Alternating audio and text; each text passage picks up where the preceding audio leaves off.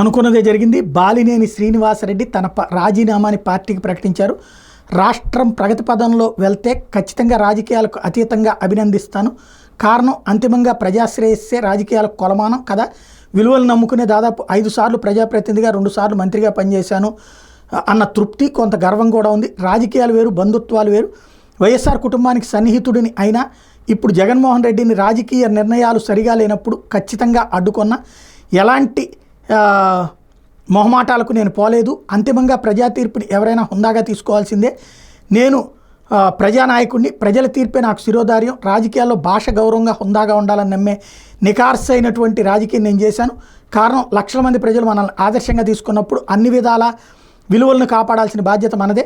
రాజకీయాలకు అతీతంగా ఏ పార్టీ వ్యక్తి నా దగ్గరకు వచ్చినా నేను నా శక్తి మేరకు సహాయం చేశాను అంటూ అందరికీ ధన్యవాదాలు అంటూ కొన్ని కారణాల రీత్యా వైఎస్ఆర్ కాంగ్రెస్ పార్టీకి మరియు పార్టీ సభ్యత్వానికి రాజీనామా చేస్తున్నాను అంటూ ప్రకటించారు బాలినేని.